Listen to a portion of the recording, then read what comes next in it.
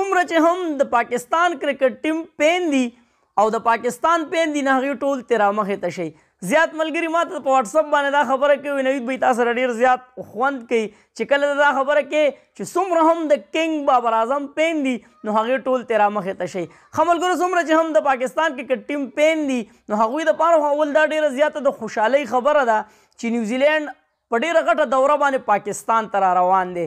د T20 چې کوم سکواډ و ملګرو نو د هغې حوالې سره هم تاسو سره شریک کړي وو، خو اوس ملګرو د ون ډے چې کوم سکواډ دی نو د هغې حوالې سره هم تاسو سره شریک کوو. دې سیټ کې تاسو ته ښکاري ملګرو د ون ډے دپاره هم بهترین ټیم اغستی دی چې تاسو کتلی شئ ملګرو چې کنګ بابر اعظم بهترین کپتان د دې کال د پاکستان کرکټ ټیم بهترین کپتان و. نو هغه کپتانی هغه لا برقرار ساتي او کوشش یې دا دی چې هغه کلاړیانو ته چانس میلاو شي چیرې کوم ښه پرفارمنس کوي. نو دا چې کوم ټیم سلیکټ کړی دی ملګرو نو دا د ون ډے ټیم دی. د سیټ کې تاسو ته ټوټل ډیټیل ښکاري چې کم کم کسان دي. 15 چې کم کسان دي ملګرو نو په هغې کې ډینجرمین احسان الله په T20 چې کوم فارمیټ دی په هغې کې هم ځان له ځای پیدا کو او په ون ډے کې هم ځان له ځای پیدا کو. بیا ملګرو په دې ون ډے کې چې کوم سکواډ دی نو په هغې کې عماد وسیم نشته. وجه څه ده ملګرو عماد وسیم یو بهترین کلاړي دی په PSL کې هم بهترین پرفارمنس د افغانستان او د پاکستان چې کوم سیریز و نو په هغې کې هم بهترین پرفارمنس.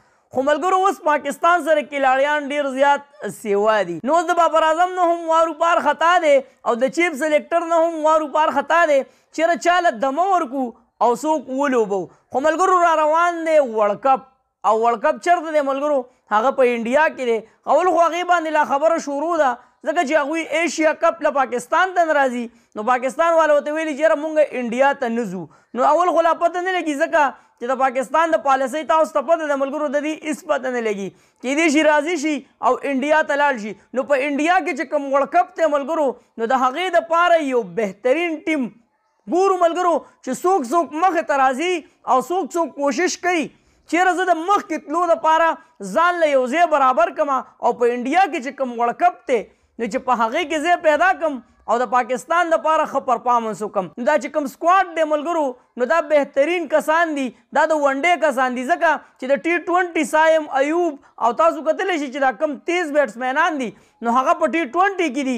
دا چې کوم بیټسمینان دي نو دوی په پچ باندې سټے کولی شي. بابر اعظم پې مطمئن دی چې او دوی په ون ډے کې گیم کولی شي ځکه د T20 گیم او د ون ډے گیم کې ډېر زیات فرق وي. څنګه چې د بابر اعظم په سټرایک ریټ باندې ډېر غټ تنقید روان دی. نو وجه څه ده چې د T20 فارمیټ چې کوم دی هغې کې دا خلک کوشش کوي چیرې موږ ته 30 بیټنګ میلاو شي په 10 بالو باندې 50 رنز یا 40 رنز یا 30 رنز داسې سټرایک ریټ سره یو بیټسمین بیټنګ وکړي نو په دغه سټرایک ریټ باندې زموږ دغه چې کوم کتونکي دي او کوم د کرکټ شوقیان دي نو هغوی به ډېر زیات خوشحالیږي.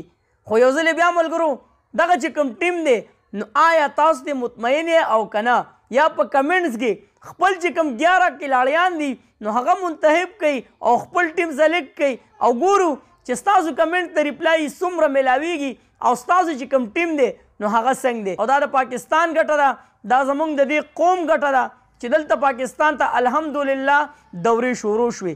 نو چرته مې الله خاد آباد او خوشحاله سات اخره کې وواس. پاکستان زنده آباد مسلمان زنده آباد تل دی وي آباد دی وي زموږ وطن پاکستان دی او مسلمان دی. دلوي الله پامان.